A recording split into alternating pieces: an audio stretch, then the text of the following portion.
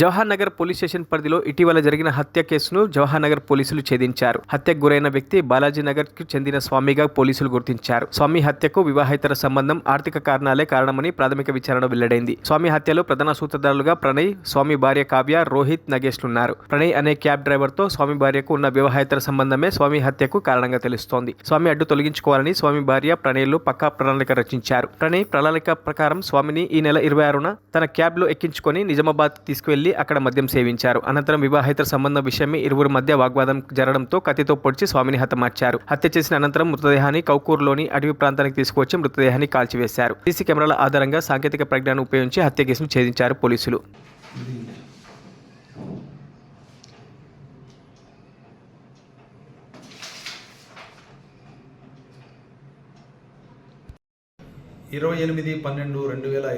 రోజున మధ్యాహ్నం 12 గంటలకి కాంప్లైనెంట్ పూసా సత్యనారాయణ మనము కాపురా మండల రెవెన్యూ ఆఫీస్లో పనిచేస్తూ ఉంటాడు, జూనియర్ అసిస్టెంట్.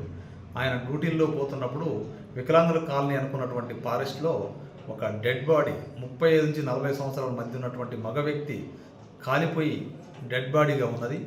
వెంటనే అతను పోలీస్ స్టేషన్కి వచ్చి ఎవరో గుర్తులేని వ్యక్తులు ఇక్కడ కాల్చి చంపివేసి ఉన్నట్లుగా తెలుస్తున్నదని కంప్లైంట్ ఇవ్వడం జరిగినది.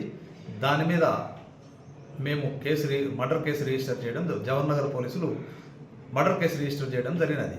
తర్వాత దానిలో మాకు ఎలాంటి క్లూస్ కానీ ఎలాంటి ఏమి లేవు. దాన్ని ఫింగర్ ప్రింట్స్ మా యొక్క టెక్నాలజీ, కొత్త టెక్నాలజీని ఉపయోగించి దాంట్లో నిందితుల్ని మేము ట్రేస్ చేయడం జరిగినది. అదేవిధంగా చనిపోయినటువంటి వ్యక్తిని కూడా ట్రేస్ చేయడం జరిగినది. చనిపోయినటువంటి వ్యక్తి పేరు స్వామి, సందిరి స్వామి, 35 సంవత్సరాలు ఉంటాయి. ఇతనిది మన ముత్తుస్వామి కాలనీ, బాలాజీ నగర్. ఇతను డ్రైవింగ్ పని చేస్తూ ఉంటాడు. ఇతని భార్య పేరు కావ్య ఉంటుంది.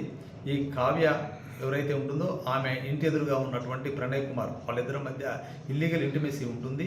దాన్ని భర్తకు అనుమానం వస్తుంది, వీళ్ళిద్దరి మధ్య ఇల్లీగల్ కాంటాక్ట్ ఉన్నది, ఇల్లీగల్ అఫైర్స్ ఉన్నాయని అనుమానం వచ్చేసి అతను ఆమెను వార్నింగ్ ఇవ్వడం జరుగుతుంది. తర్వాత ప్రణయ్ మరియు ఆ కావ్య ఇద్దరు కూడా ఇతన్ని తొలగించుకుంటే అయిపోద్ది అనే ఉద్దేశంతో ఆమెని వాళ్ళు ఆ ప్లాన్లో భాగంగా చంపేద్దామని అనుకుంటారు. తర్వాత ఆమె ఒక 2-3 సార్లు అతనికి డబ్బులు 6 lakhs గోల్డ్ డబ్బులు ఇవ్వడము, తర్వాత 5 లక్షలు డబ్బులు ఇవ్వడము, తర్వాత బ్యాంకు లోన్ కూడా తీసి డబ్బులు ఇవ్వడము ఆ ప్రణయ్ కుమార్కి చేసినది. ఇవన్నీ కూడా అతనికి అనుమానం వచ్చినది. ఇవన్నీ దృష్టిలో పెట్టుకొని ఇతను ఎట్టయినా చంపాలని వీళ్ళిద్దరు ప్లాన్ వేస్తారు.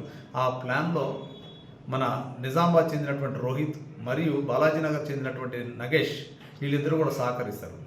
అతన్ని స్వామి ఎవరైతే చనిపోయినటువంటి వ్యక్తిని 26వ తారీఖు మార్నింగ్ ఇక్కడ డ్రైవింగ్కి నా కోసం వస్తావా, మేము ఇక్కడ టూర్కి పోయేది అని చెప్పేసి నిజామాబాద్ పోయి మన ప్రణయ్ కుమార్ తీసుకొని పోయి కారులో నరేంద్ర అనే ఆయన కారు తీసుకొని పోతాడు. ఆయన కారు రెంట్కి తీసుకొని వెళ్ళి నిజామాబాద్ పోయి నిజామాబాద్లో రోహిత్ని కలుస్తారు. స్వామిని తీసుకొని పోతారు అక్కడికి.